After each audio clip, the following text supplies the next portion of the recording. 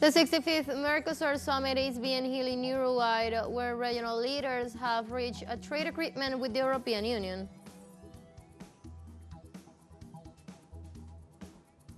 In Belarus, President Alexander Lukashenko met with his Russian counterpart in the framework of the meeting of the Supreme States Council of the Union of States in Minsk.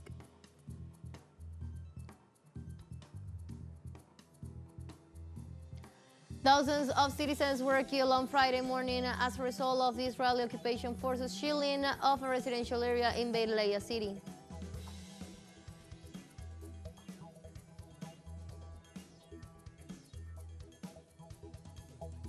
Hello and welcome to From the South. I'm Ana Marrero from the teleSUR headquarters in Caracas, Venezuela. We'll be with the news. Stay with us.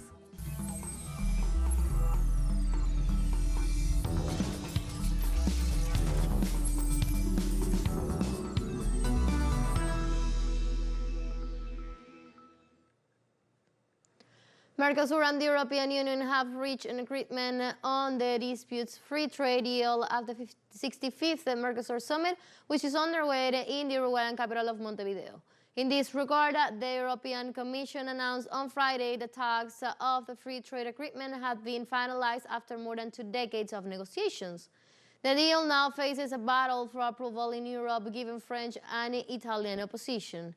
The prospect of the agreement was also met with resistance by farmers from different European countries who will negatively affected by it. For her part, while announcing the decision, European Commission President Ursula von der Leyen expressed that the deal was a win-win for both the Europe and Mercosur member states.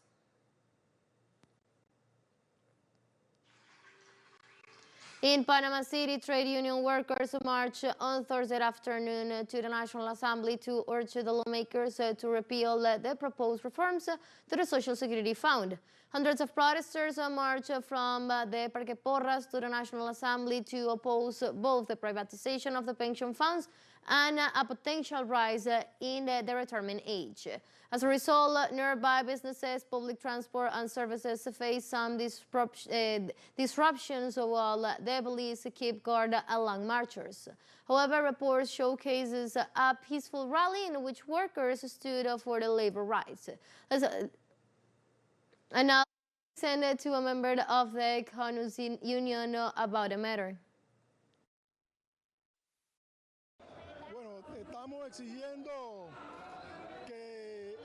We are demanding that lawmakers from the Legislative Assembly reject the draft Bill 163, as the government is willing to lower pensions.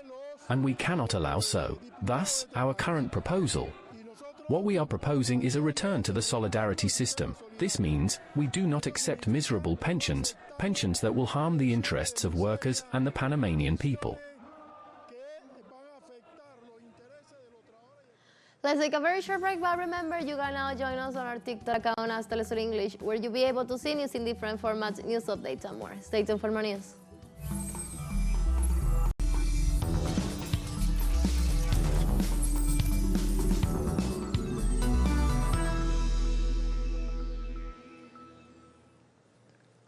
Welcome back to From the South. The Brazilian Public Prosecutor's Office issued the most recent data on police brutality in the state of São Paulo, evidencing the abuses of the military police in the region that has left 712 people dead and in the past 11 months.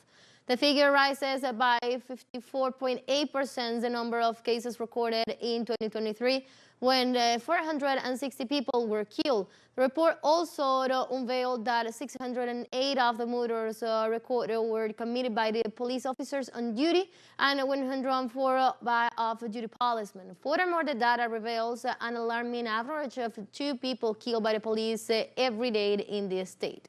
In this context, Brazilians have took to the streets of Sao Paulo to demand justice and pressured the state's governor, Tarcísio de Freitas, an ally of the far-right former President Jair Bolsonaro.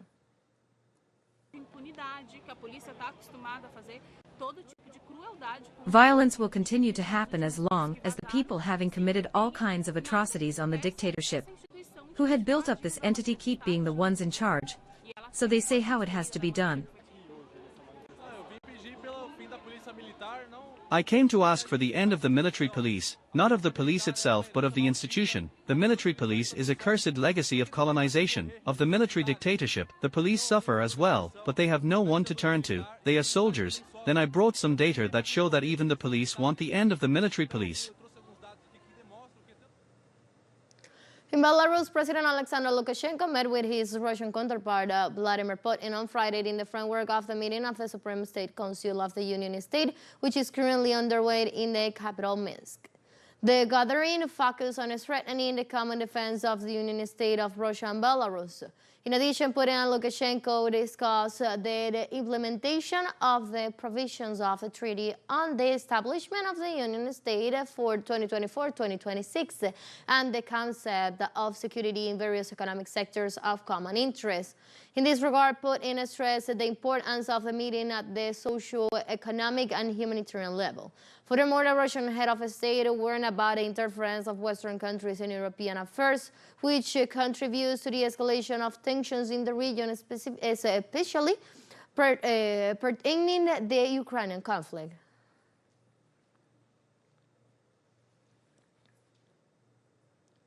Leader of South Korea's ruling party, Han Dong-hoon, called on Friday for President Yoon Suk-yeol to be immediately suspended from his duties.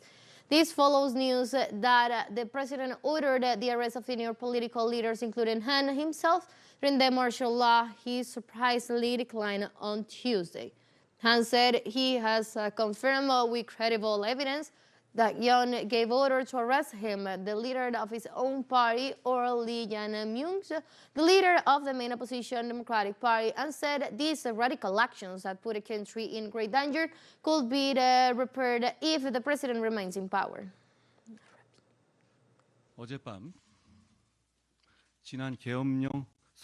Last night, it was confirmed through reliable evidence that President Yoon Suk-yeol instructed Yo In-hyun, his high school junior and defense counterintelligence commander, to arrest key political figures and others on the grounds that they were anti-state forces on the day he declared martial law, and that the president mobilized an intelligence agency to arrest In this context, the chief of the People Power Party called for an emergency meeting of all its lawmakers to discuss the vote to be taken in the parliament session to approve or not Yoon's impeachment.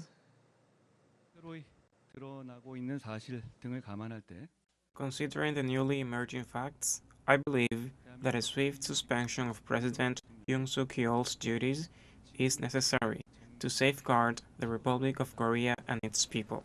The Paraguayan government continued pursuing its aggressive policies towards China, such in the Chinese executive of cyber espionage and expelling a Chinese diplomat from its national territory. Paraguay recognized Taiwan as an independent state, violating the One China principle. Subsequently, the Paraguayan executive does not hold diplomatic relations with China.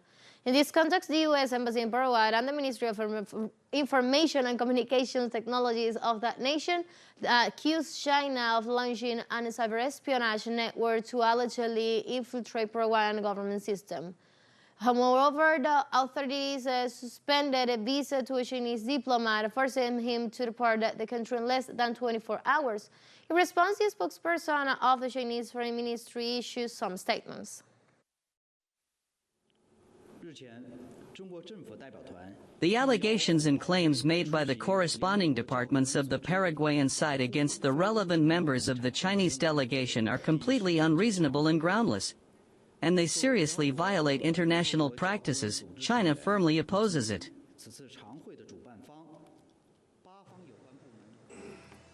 Let's take our last break, but before we invite you to visit our YouTube channel at teleSUR English, where you'll be able to watch our interviews, sub-stories, special broadcasts, and more. Subscribe and active the notification bell to stay up to date on the world's most recent events. Financial break, don't go away.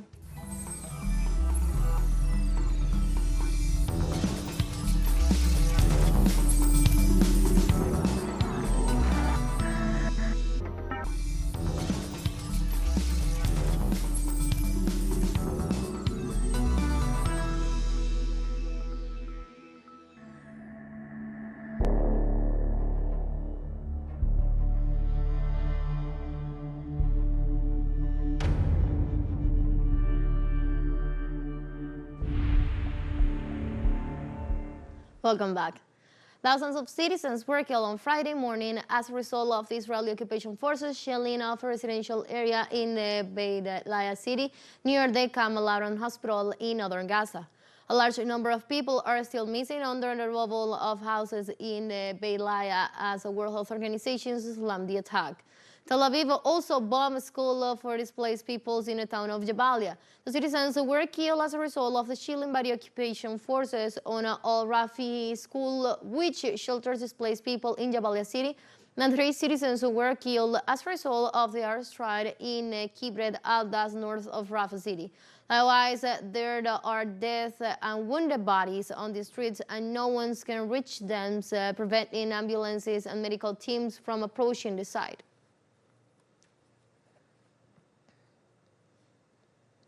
Israel's campaigns against the United Nations Relief and Works Agency for Palestine refugees in the Near East is extending its reach with the use of hate speech and threats to its staff. This was warned in a statement by the main humanitarian actor in Gaza, recognizing the impact of this pressure against its operations and workers.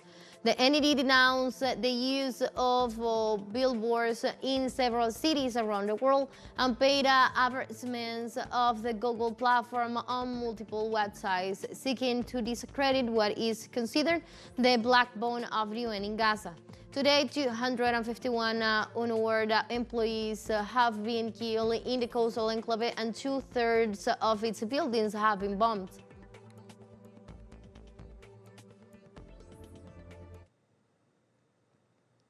The Foreign Minister of Iran, Abbas Araghchi, will join a meeting in Baghdad with his counterparts from Syria and Iraq to address the terrorist offensive on Syria. In this regard, the Iranian ambassador in Iraq underscored that the encounter seeks higher levels of coordination and cooperation among the 3 countries regarding the scope of the crisis in the Middle Eastern country. A few days after that, the resurgence of terrorist groups in Idlib and Aleppo, the Iranian minister is making a regional tour, which first stopover was Damascus, where he met with Syrian President Bashar al-Assad, pledging the full support to Syria to fight off terrorism. Likewise, a foreign minister warned that terrorist groups' overnight offensive on northwest Syria could pose a more serious security threat to neighboring countries.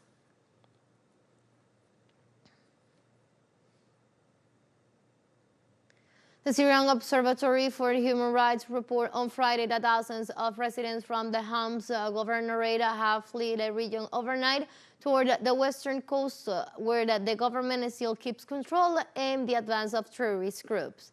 Precisely, the Hayat al-Sham FTS arms group has taken over Rastan and Tablish in the Homs governorate. The enclave is an important crossroad city to link Damascus to Al-Sad and is located 36 kilometers south of Hama, which the groups managed to capture on Thursday, days after seizing Aleppo from government forces. In this context, the UN's authorities confirmed the terrorist threat has caused the forced displacements of over 280,000 people in a week, and warned the number might surge to 1.5 million.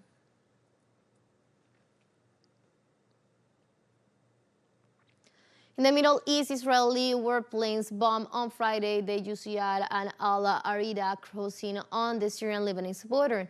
The attack was reported by the Lebanese channel Al Mayadeen, which added that so far there is no information on casualties. However, images this estimated through social networks reveal serious infrastructural damage. Israel has intensified its aggressions against the Middle East country with more than 88 attacks registered since September. In this context, military sources affirm that terrorist groups that launched an offensive more than a week ago in Syrian territory seeks to reach the strategic localities near the border with the aim of cutting any line of communications and transport between Syria and Lebanon.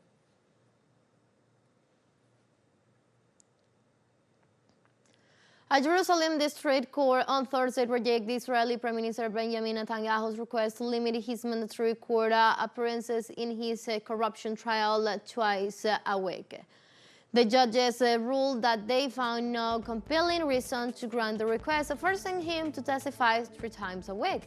The first hearing will be held on December the 12th. Netanyahu is charged with fraud, breach of trust, and accepting bribes in 3 separate scandals involving favoritism with powerful media moguls and wealthy associates.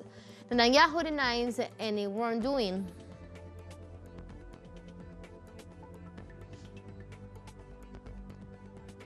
On December 6, 1998, Hugo Chavez Frias was elected for the first time president of Venezuela with 56.20% of the votes. He put an end to the bipartisan exercised by the Acción Democrática and COPEI parties, which surrendered the country to neoliberal interests.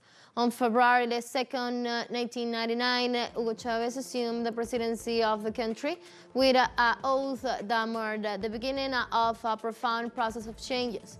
During his swearing in, he expressed the will to promote the necessary democratic transformations for the new republic to have a Magna Carta adequate to the new time.